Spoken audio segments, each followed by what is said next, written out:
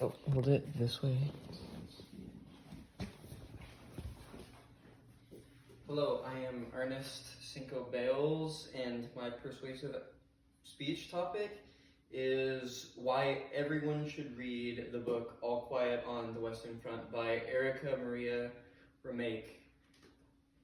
War is a very sore subject for a lot of people. It causes a lot of death, destruction, hate, fear, PTSD from the repercussions, and for some reason, a lot of people view it as a heroic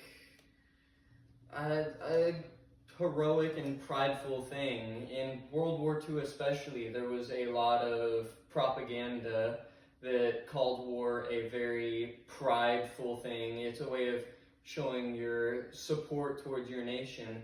But in this book, there are very few books and even movies that can be called true anti-war books and movies, and this book is probably one of the biggest ones. This book does not focus on the good side of the war, because in real life there is no good side of war. This book focuses on the life of a German contingency of soldiers in World War I. This book goes through many horrible and atrocious things that happened.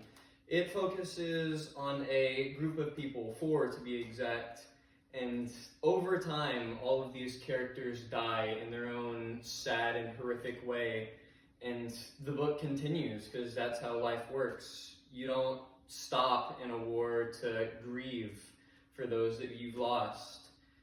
Even one of the other members stole his squad mate's attire because his legs blew off. He had a very nice pair of boots, and boots at the time were very important and very hard to come by. One of his squad mates, his own friends, stole his friend's boots after he died because he lost both of his legs in a mine. And it focuses a lot on the war, not only the perspectives of the soldiers, but the perspectives of the citizens, because when the main character of this book gets his leave to go back to Germany, so many people view him as a hero for going out there and supporting his cause. But the main character, he does not feel like a hero by any means. He feels like a survivor, and that's saying the most positive thing. He even sees his teacher that advocated for him to go into the military while he is back on military leave, and the pure hatred that he has for this teacher that advocated for students to join into the military to help support and love their country. He ends up beating this teacher up just because of the pure hatred that he feels towards him. How many people that teacher has ended up sending to his death. And it just shows of the misconception that even the public had for the war, because the public viewed these soldiers as, I don't know, almost like gods. They viewed the soldiers as gods. They viewed them as the people that would run to the front line and show the other countries the glory and the prosperity of their own country that they were fighting for. But in truth, they would enter these awfully bombarded cities where many would lie dead and dying in the streets. Not even the soldiers. A lot of the bombardments consisted of civilian populations too. And this book does a really, really good job of ending itself. So at the very end, what most anti-war books and movies do wrong is it shows anyone surviving it and being able to live and tell the tale. And it focuses on things like the indomitable human spirit, that people will always rise from the ashes and move on and do better. But in this book, as I said, the squad members die, but the main character dies.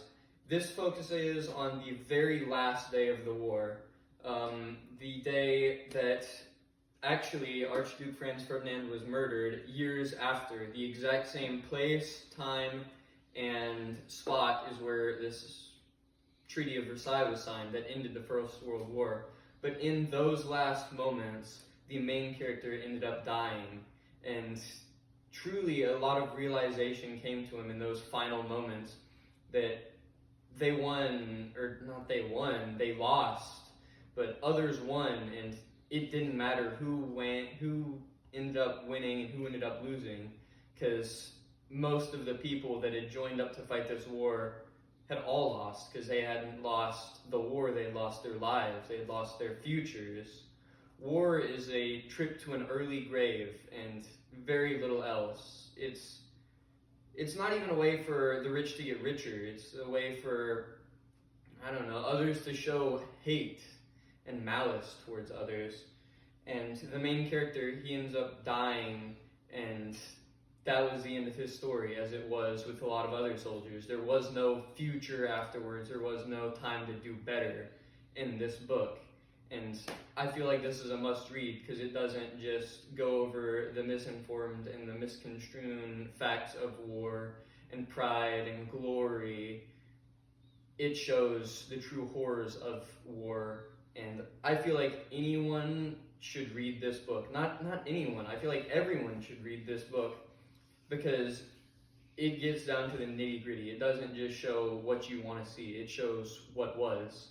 And once again, I'm Ernest Bales from Cold Spring Oakhurst, and this was my persuasive speech over why everyone should read this book. And 1 second.